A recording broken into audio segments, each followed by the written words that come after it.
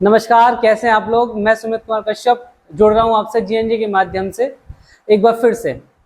Accounting equation lecture number 2 वादे के अनुसार आपके सामने है। मैंने आपको बोला था फर्स्ट लेक्चर में थोड़ी बहुत बातचीत करी थी, थोड़ा हम फैमिलियर हुए थे। अब हम आगे बढ़ेंगे क्वेश्चन के साथ।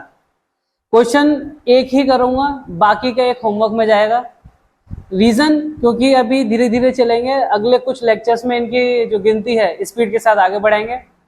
तो क्वेश्चन आपको देखो ऊपर आपके मोबाइल स्क्रीन पर दिख रहा होगा। क्वेश्चन को पढ़ते हैं एक बार। क्वेश्चन क्या कहता है? क्वेश्चन कह रहा है prepare accounting equation from the following. Sandeep started business with cash. समझते हुए चलेंगे, बहुत आराम से, ज्यादा लोड नहीं लेना। आपने यानी कि आप संदीप है मान लीजिए, या कोई बंदा है संदीप, उसने बिजनेस स्टार्ट किया। वेट, मुझे ये बताओ, संदीप की अकाउंटिंग कर रहे हो या बिजनेस की? बिल्कुल सही, बिजनेस की अकाउंटिंग कर रहे हैं। तो संदीप ने पैसा अगर बिजनेस में दिया है, अगर मैं इसको ऐसे देखूं कि संदीप ने पैसा बिजनेस में दिया है, तो क्या बिजनेस के ऊपर ये जिम्मेदारी नहीं बन गई कि बिजनेस उस पैसे को संभाल कर रखे? भाई कोई मुझे पैसा देगा रखने के लिए, मैं तो बहुत संभाल के रखूंगा। क्या ये बिजनेस की जिम्मेदारी नहीं है? बिल्कुल है ना। बिल्कुल वैसे ही होता ही है कि हम अकाउंटिंग इक्वेशन की वजह से नहीं, हम अकाउंटिंग की फॉर्मेशन की वजह से नहीं, हम अकाउंटिंग के प्रोसीजर या फॉर्मेट्स के लिए नहीं, या हम अकाउंटिंग के लिए नहीं, हम लीगल नजरिए से अगर देखें, लीगल व्यू से देखें, तो अकाउंटिंग अलग चीज है और बिजनेस अलग चीज है। बहुत ध्यान से समझना। हम क्या करते हैं, बिजनेस को एक सेपरेट लीगल एंटिटी की नजर से देखते हैं, और ऐसा करने के लिए हमारा संविधान हमें ये इजाजत देता है। वरना हम इसको एक पर्सन यानी कि ओनर और बिजनेस को एक मान लेंगे, थोड़ा सा समझने में भी और लीगल फॉर्म में भी हमें दिक्कत होगा। तो हम क्या करते हैं, बिजनेस को और ओनर को अलग अलग मानते हैं। जैसे ही संदीप ने पैसा, जरा ध्यान समझना, जैसे मान लीजिए जैसे ही संदीप ने पैसा निकाला, मान लीजिए पर्स में अभी 5 लाख रुपए हैं, और मैंने बिजनेस की टेबल पर रख दिया, मैं संदीप। तो संदीप ने ये पैसा बिजनेस को दिया। अब ये मेरी जिम्मेदारी है, बिजनेस की जिम्मेदारी है कि इसको सही रखें या इसका सही यूज हो। बेशक काम मैं ही करूंगा, बट सही यूज हो ये बिजनेस की जिम्मेदारी है, क्योंकि ये बिजनेस के ऊपर अब लायबिलिटी बन गया। अब हुआ क्या कि जैसे ही मैंने ये पैसा, ये जो वॉलेट है, मैंने बिजनेस में डाल दिया, ये पैसा बिजनेस के ऊपर लायबिलिटी बन गया। लेकिन ये लायबिलिटी आई किस फॉर्म में? ये कैश फॉर्म में आई। यहीं से अकाउंटिंग इक्वेशन चालू हो जाती है। हमें जितनी भी अकाउंटिंग आने वाले समय में सीखनी है, उसका एक रफ वर्क मान लीजिए, इसको बेसिक स्ट्रक्चर मान लीजिए। इसको, इस बेसिक स्ट्रक्चर को समझने के लिए शुरुआत करेंगे हम। मान लीजिए कि आपके पास, मान के लीजिए है ही,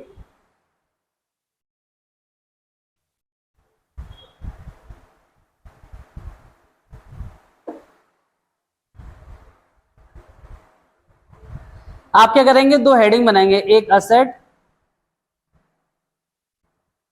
और एक लायबिलिटी। बहुत आराम से, टाइम बहुत है हम पे, ठीक है। अब सीन क्या है कि असेट यानी कि कैश जो मैंने बिजनेस में लगाया, वो असेट ही तो है। कितना लगाया है दोस्त? 1 लाख रुपए लगाया है।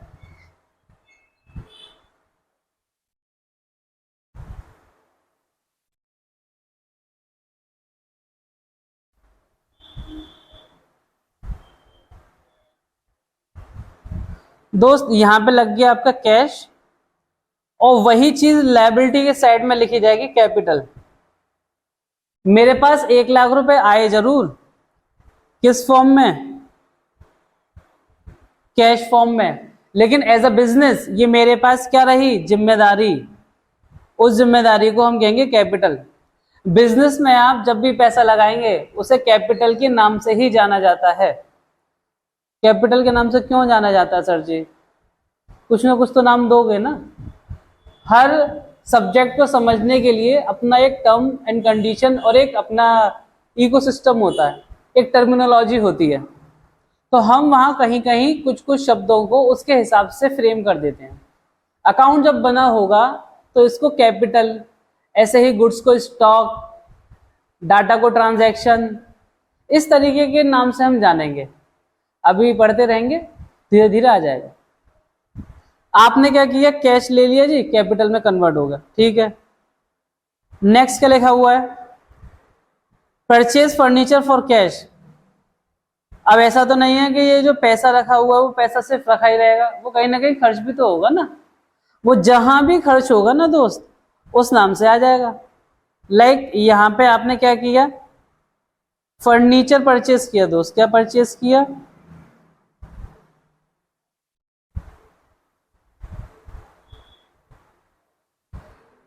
ये ध्यान रखिएगा, जब मैं एक इक्वेशन में एक अमाउंट लिख दूं, यानी कि एक ट्रांजैक्शन का अमाउंट लिख दूं, तो दूसरी इक्वेशन का अमाउंट उसमें मिक्स मत करना, उसके लिए नेक्स्ट लाइन यूज करना।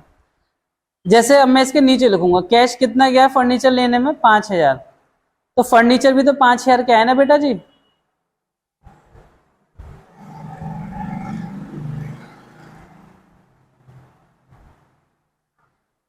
जितना पैसा चला गया वो लेस, तो कैश दूंगा फर्नीचर आएगा, फर्नीचर आया ऐड हो गया, कैश गया लेस हो गया, दिख रहा है लेस और ये ऐड।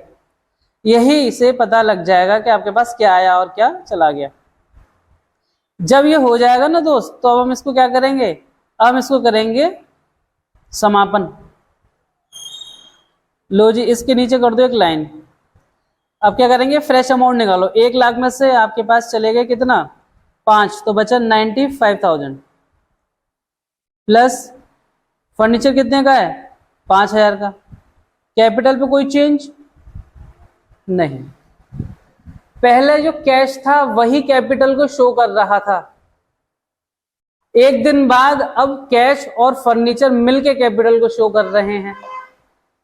कैपिटल एक्चुअली होती तो वही है ना, नेटवर्थ।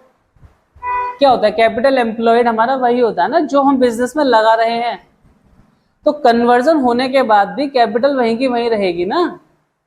अच्छा, ये बढ़ेगी घटेगी कब, जब मैंने कुछ कमाया कैपिटल में ऐड हो जाएगा, मैंने कुछ रिसीव किया एज ए इनकम, मैंने कुछ प्रॉफिट बनाया प्रॉफिट, ये सारा का सारा ऐड होगा कैपिटल में।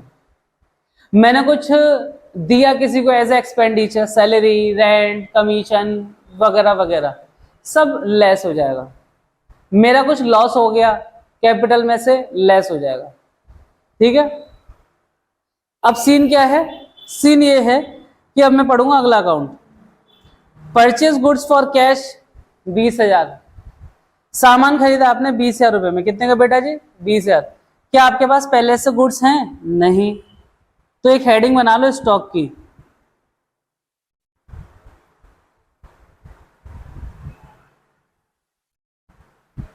वेट अ मिनट, स्टॉक खरीदा तो हमने गुड्स है सर जी, बिल्कुल। गुड्स खरीदने के साथ बिक तो नहीं गया, जब तक बिक नहीं जाएगा, है ना, जब तक बिक नहीं जाएगा तब तक स्टॉक में रहेगा। तो इस पर्पज से हमने इसे स्टॉक में ले लिया। कितने का है, 20,000 रुपए का। कितने का बेटा, 20,000। कैश लेस हुआ आपका 20,000, मैंने 20,000 रुपए दिए, कैश में से कम हो गए। फर्नीचर में नो चेंज, स्टॉक कितने का है, 20,000 का। अच्छा, कोई ये समझ रहा हो कि सर ये माइनस को लगा रहे हो 5,000 के नीचे, बेटा ये डैश है, माइनस नहीं है।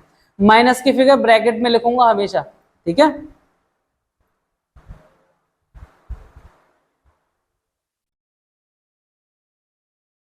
अब क्या होगा, 95,000 माइनस 20 कितना बचा बेटे जी, 75,000 प्लस 5,000 प्लस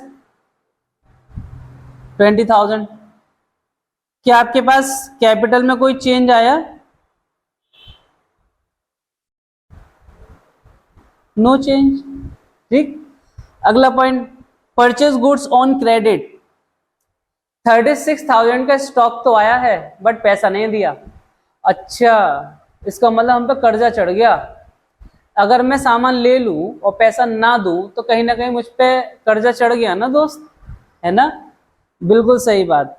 जब कर्जा चढ़ गया तो लायबिलिटी बन गया, लायबिलिटी बन गया जिसको हमें पैसा देना है, आज नहीं तो कल देना है, तो वो हमारे लिए क्या हो जाते हैं? क्रेडिटर्स। कौन हो जाते हैं? क्रेडिटर्स। ठीक। स्टॉक कितने का आया? 36,000 का। कैपिटल में नो चेंज। यहां पे आपके क्या बढ़ गए? क्रेडिटर्स। कितने रुपए से? 36,000 से। आप क्या करोगे? आप इसको अब दोबारा से इक्वेशन सॉल्व करोगे। भाई कैश में नो चेंज, फर्नीचर में नो चेंज, कोई दिक्कत नहीं है। कैश 75,000 एज इट इज आ जाएगा, फर्नीचर 5,000 एज इट इज आ जाएगा। अच्छा, स्टॉक आपका 56,000 का हो गया है बेटा जी। 1,00,000 रुपए जो हैं आपके, क्या हुआ? ये कैपिटल के हैं और 36,000 क्रेडिटर्स के हो गए। ठीक है, आप समझ पा रहे हैं मैं क्या कह रहा हूं? आपको कुछ नहीं करना, एक ट्रांजैक्शन पढ़ना है, समझना है इसमें क्या गया और क्या आया, क्या चीज आपके पास से जा रही है, क्या चीज आपके पास आ रही है। ठीक है, जितना भी अमाउंट आपको जा रहा है आप देख लो कि आपके पास वो अकाउंट पहले से मैनेज है। जैसे कैश अकाउंट स्टार्टिंग से मैनेज है, कैपिटल पहले से ही मैनेज है। कोई भी इनकम वगैरह होती है, कोई भी प्रॉफिट होता है, कैपिटल में ऐड होगा। कुछ भी ऐसा लॉस या एक्सपेंडिचर हो रहे हैं, कैपिटल में से लेस होंगे, तो कैपिटल तो शुरुआत से है, उसमें तो कोई दिक्कत नहीं है। लेकिन एडिशनल इंफॉर्मेशन जब हम ट्रीट कर रहे हैं तो उसके साथ जितनी भी चीजें ऊपर नीचे हो रही हैं वो जरूर देख लीजिएगा, क्योंकि हर इक्वेशन को मैनेज करने का मतलब क्या हुआ? क्योंकि मैं हर इक्वेशन के बाद क्या कर रहा हूं, उसे चेक कर रहा हूं कि बराबर है कि नहीं। देखो लास्ट अभी जो मैंने किया, लायबिलिटी 1,36,000 आ रही है, 75 प्लस 5 80, 80 और 56 1,36,000, दोनों 1,36,000 आ रही हैं। इसका मतलब दोनों साइड्स मैच हो गई। तो मेरी हर इक्वेशन मैच होनी चाहिए, वरना गड़बड़ आ जाएगा मामला। नेक्स्ट लिखा है पेड फॉर रेंट। आपने रेंट पे किया और रेंट कितने का? 700 रुपए। क्या ये एक्सपेंडिचर है? बिल्कुल, आप पे कर रहे हैं सर, खर्चा ही तो होगा। किस में से जाएगा? कैश में से जाएगा। 700 रुपए कैश में से लेस हो गए। क्या इसने फर्नीचर पे कोई इफेक्ट किया? नहीं। स्टॉक पे किया? नहीं। कैपिटल पे किया? हाँ। लो जी, क्योंकि आपके पास जब पैसा आया था स्टार्टिंग में तो कैपिटल के साथ ही तो आया। अब पैसा जा रहा है तो कैपिटल पे भी तो इफेक्ट करेगा ना, नेगेटिव बैलेंस बेटा जी। अब आप क्या करेंगे? फिर से इसे क्लोज करेंगे। मैं हर इक्वेशन, हर ट्रांजैक्शन करने के बाद एक इक्वेशन मैनेज कर रहा हूं दोस्त, आप भी ऐसे कीजिएगा। 75,000 में से 700 गए तो 74,300 plus 5,000 plus 56,000 is equals to 99,300 plus 36,000।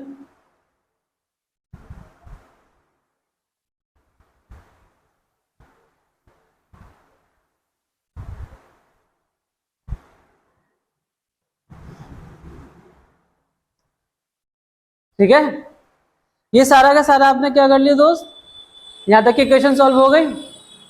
अब आगे आइए आप, आगे समझने वाला पॉइंट है थोड़ा सा। ये कह रहा गुड कॉस्टिंग 40,000।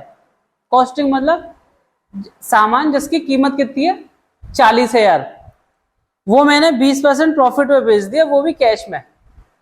अब जरा सोच के देखो, मैंने कितने का सामान बेचा? कॉस्ट है आपकी 40,000। ये पिंक में जो कर रहा हूं वो देखना, इस पर मैंने ऐड किया प्रॉफिट 20%। 40,000 पे 20% कैसे निकलेगा? ऐसे 8,000। तो मैंने जिस भी बंदे को ये सामान बेचा होगा वो 48,000 में बेचा होगा और कैश के लिए ही बेचा है, लिखा हुआ ना फॉर कैश।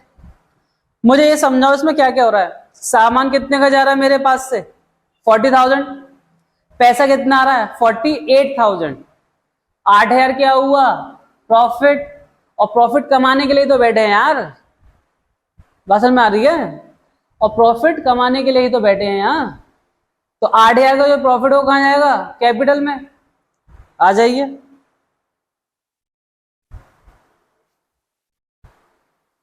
₹48,000 कैश में ऐड हो जाएंगे। पैसे कितने आए 48,000, सामान कितने का गया 40,000, देखो स्टॉक में से 40 घट गए, कैश में 48 जुड़ गए, बाकी का 8,000 का जो प्रॉफिट है वो कहां जाके जुड़ेगा कैपिटल में। हो गया जी खत्म।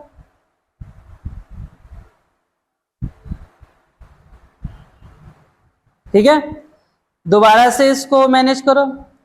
कितना बचा नीचे 300, 8 और 4 12 का 2 कैरी 1, 7 और 4 11 और 1 12 प्लस 5,000 प्लस 16,000, इसमें ऐड करो आप 1,07,300 आएगा ये 36,000।